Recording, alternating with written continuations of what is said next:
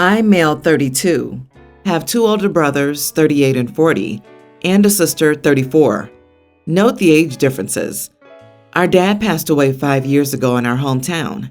Our family's finances were relatively modest when my brothers grew up, so they were cared for a lot by my parents' very conservative families. My dad personally was not. However, by the time my sister and I were born, our dad's career was doing great, and we were well off. My sister and I have a master's, while our brothers didn't go to college despite the funds and chances. My mom tried to set my sister up with a churchgoer's kid. This didn't progress until my dad died, and my sister came back and helped with the funeral. My brothers' families are both in town as well. I work in tech and live in a bigger city now, and since the funeral, I've been primarily low contact with everyone except my sister. Honestly, I was very close with my dad, and there was blatant favoritism towards me which the others didn't like. So my mom and oldest brother now technically live in my house since I inherited it. My sister somehow ended up leaving her career and moving back. She married the man my mom set her up with in 2019. I honestly was in shock at the wedding. I never imagined my sister living on a farm and becoming a stay-at-home mom. I knew for a fact my mom and brothers had a huge part in this because there were a lot of "she's back home" posts. Later I found out that she had pretty much given all her savings to her husband. Late 2020, my sister, straight out of the blue, started calling me and just chatting about things. I, of course, loved this. Early in 2021, my mom told me she was pregnant. I immediately asked my sister about this, and she kind of broke down. In short, the husband has been mistreating her. She's broke, and my family and sisters-in-law haven't helped. My oldest brother wailed at her about how his wife went through the same thing, and my sister should stop thinking she's special. The first time she called, he had kicked her out of the house for complaining about their finances. This was pretty common. This is where I might be the idiot. I basically yelled at her too. I told her that she had a career, which she could still go back to, and I could help her move back to NYC, where she worked and studied before, and that the pregnancy wasn't the end of it, and that there were other options. She asked me for $5,000 that next day, which I sent to her without asking. I didn't hear much after that, and didn't intrude because it was a total mess. My sister told me she had gotten a new job in NYC and filed for divorce a month later. The pregnancy is also no longer on the table.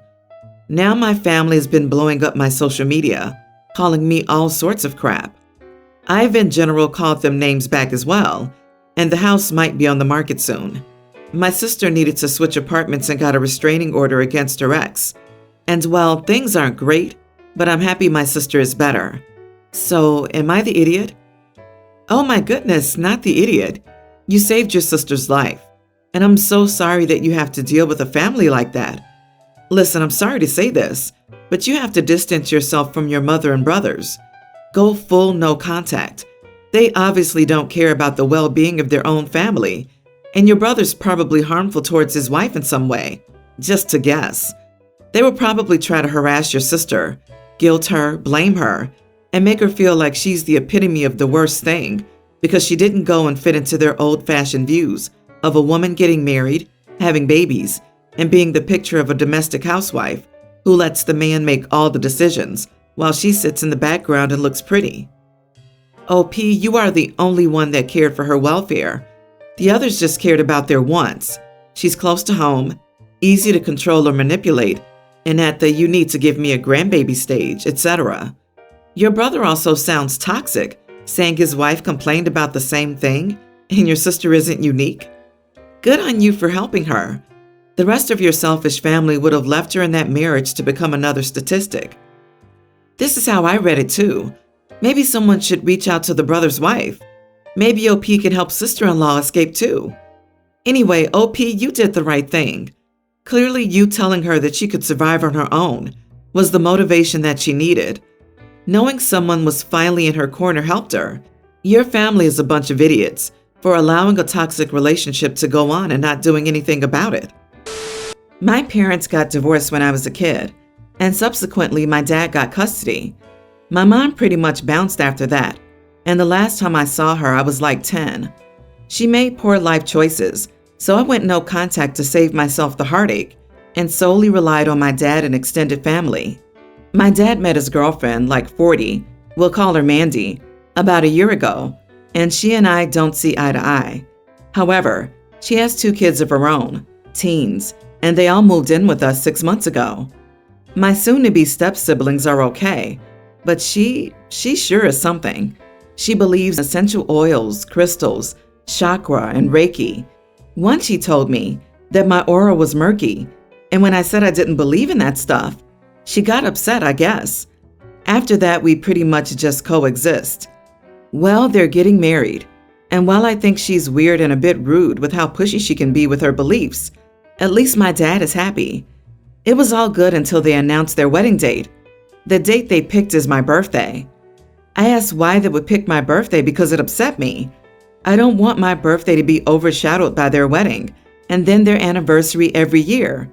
It feels unfair. They told me that I think it was more so Mandy's idea, picked the date because it had good energy, and the horoscope plus star alignment was great and would bring them good luck. I don't get that stuff, like Moon in Leo and Venus in Cancer or some crap like that. I really don't understand. And I want to respect their beliefs, but it feels like BS. So now every time it's my birthday, if I even want to go out to dinner with my family or do something, I can't because they'll be too busy doing anniversary stuff. I asked my dad if they would change the date, and he said I needed to stop being selfish. Mandy overheard me asking, and now she's giving me the cold shoulder. Am I the idiot for asking them to change their wedding date? Not the idiot.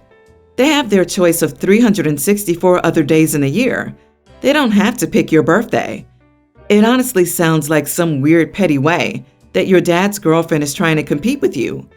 She's forcing your dad to choose between her and you on this issue, and she's probably loving that she's winning. Your dad also sucks because he should be standing up for you.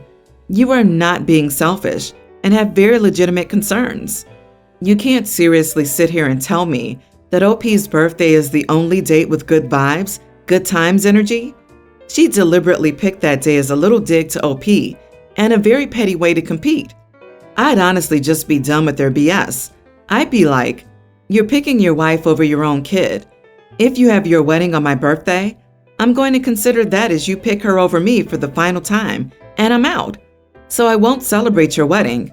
I won't go to your wedding, and you can deal with it. Not the idiot. It looks like your dad has already chosen her over you. The good news is, you'll be 18 by the time she has a replacement baby, so you'll be able to move out. Make sure your dad knows that he's thrown away your relationship, and you won't be there after his inevitable divorce.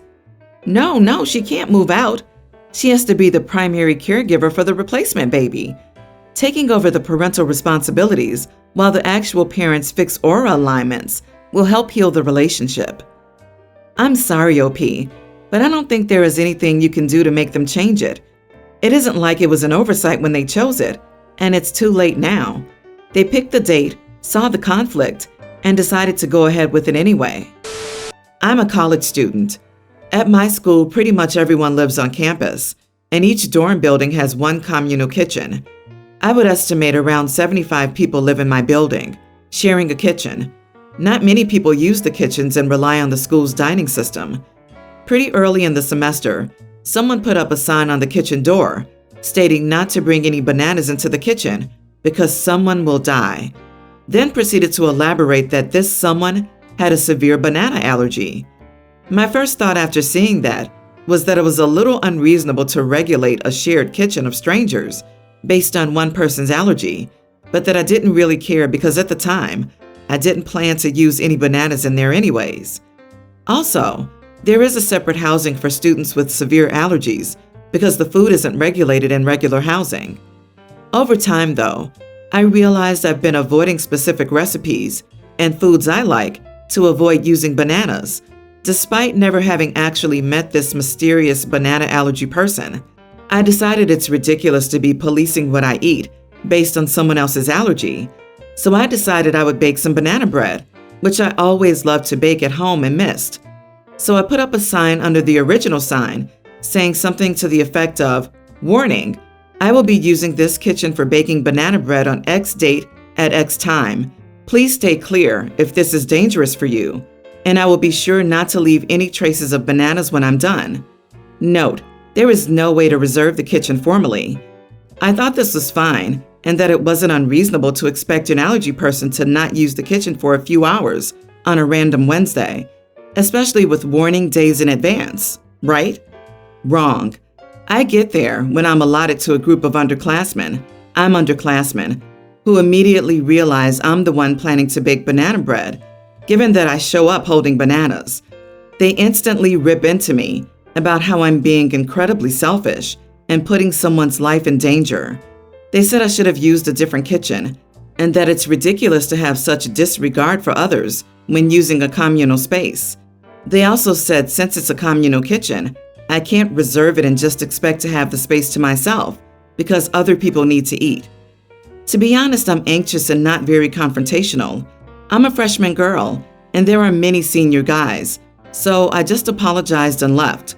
But I've been fuming that they made me out to be such a horrible person for wanting some banana bread. It's unclear if the person with the actual allergy was part of the group that confronted me because I didn't stick around to ask questions. My opinion is that someone's allergy shouldn't take constant precedence over other people's freedom. If you have an allergy, you are responsible for avoiding the allergen, not expecting everyone else to cater to you or adjust their eating habits around you. However, I can also see how it might have been unfair of me to expect the kitchen to myself if the banana person had planned to make food that day or time. Am I the idiot? You are the idiot. Buy some stupid pre-made banana bread at the store. Holy crap. People don't mess around with allergies for fun, especially when they're in college and have upcoming finals, etc.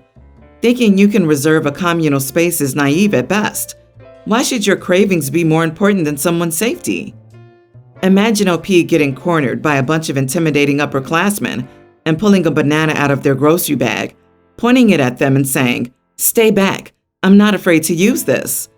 OP, you are not the idiot. It's a communal kitchen, so they're banning a very common ingredient to accommodate one person's allergy? So what if there are people with peanut, shellfish, egg, gluten allergies there as well? Are they going to ban the entire grocery list of items from a kitchen shared by 75 people? That's insane. You have a right to cook what you want, and you sent out a warning and ensured you clean up afterward as well. Not the idiot. I think it's reasonable to assume that the person does not have a life-threatening banana allergy triggered by microscopic exposure. They would have been living in the appropriate building, or there would have been an official sign from the university about it. He couldn't function in any public space there's food if his allergy were that easily triggered by something so common.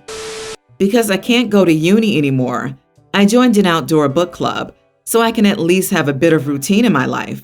In this club, some women are older than me. I'm 23, and the women in question are in their 40s. After a session, we were sitting on the grass talking, and one of the women was ranting about her daughter. Her daughter is nearly adult, and as it seems, is being problematic. The woman, Mary, was talking about that the daughter had apparently bought herself a phone with her own money because she didn't want to be tracked at every move and have so many parental locks on her phone. Upon finding out, Mary lost it and basically took off her daughter's door and took away her phone. She was whining, asking where she went wrong with her daughter for her to behave this badly, that she was being difficult since she turned 13, and that she has tried everything. When Mary found out that her daughter had miniskirts or shorter tops, she had all the clothes taken away and only left her daughter with some jeans and shirts to go to school. I was honestly horrified. After she was done, Mary turned to me and in all seriousness asked me what I thought as the young voice of the group. So I told her, my mom was the same as you, and I haven't talked to her in 5 years. She seemed shell-shocked and just went completely red. At first, she asked me if my mother had died, and when I told her that she was still alive, I didn't want contact with my mother anymore because growing up, she was unbearably controlling. Mary started losing it. She said I had no right to tell her she was doing her job wrong as a mother when I didn't even have kids, that she was looking for support because she was genuinely worried about her daughter. I was getting angry. So I told her that maybe her daughter was not difficult and Mary was the problem. I also told her that perhaps not treat her daughter as property, but as a human. The other mothers started saying that I would understand when I have kids. So I just stood up and left, and I don't think I'll be returning to that club. I am curious, though, if I was the idiot and shouldn't have said anything in the first place. Not the idiot. I mean, what did she expect? My nearly adult daughter bought herself a phone with her own money because she wanted to be more independent? Oh no, where did I go wrong? What kind of stupid question even is that? I don't have to be a parent myself to know that that's a crappy controlling parent right there. She was just looking for someone to agree with her and wasn't ready to hear someone tell her that she was wrong. Of course, she probably thought she was just baring her soul to you and felt attacked. But, well, she needed a wake-up call. She asked you directly, and she received the good fortune of an honest answer and found it super embarrassing. Her friends defended her because she's their friend. Don't feel guilty about exposing toxic behavior. So, I, 21 female, am currently in the university and live in a dorm, using my own money and everything. My mom, 40, had me when she was 19. My dad joined the military to provide, so he was gone most of the time. My parents split up when I was young, and my mom and I moved across the country. My mom started dating again when I was a teenager, and it was like I became invisible. Then when she married Gregory, 50, it became even worse. I grew resentful when my mom had a new baby, and I'll admit it wasn't healthy, and neither was my attitude. When the time for university came, I got a good enough scholarship and moved out. I am honestly surprised they noticed I was gone. I've gotten 2 texts from my mom a year, Happy Birthday and Happy New Year's. Only this year I did get a 3rd text, and that's to announce I have a new baby sister. So I got an email the other day that was pretty much an invitation to a Christmas dinner they were hosting, and it seems like a lot of extended family will be there. I didn't want to be there, so I declined the invite. Yesterday, I got a phone call from my mom crying about me deciding not to come for dinner and really wanting to see me. Then Gregory took the phone and called me an idiot while scolding me. It's made me feel a little bad because she's still my mom, and I feel like I should go for her sake. Not the idiot. 2 texts a year, that's it? No phone calls until now? And now that the extended family is coming, they want you there too? OP, they want to parade the perfect family image and will want you to babysit the entire time. Yes, they will say you are the best big sister. Now go show it by staying with the baby for a week. Stay strong. Just because they want to play happy family for the other family members doesn't mean you need to play too. I bet your other family members don't know that you're estranged from your mother and her husband, like making excuses when you aren't home for birthdays and stuff because you're busy with uni. And now that the others will be coming, there will be questions if you don't come around because of family and stuff. Let me tell you, if you don't want to go, then don't go. Don't let them guilt trip you. You owe them, and especially your mother, nothing.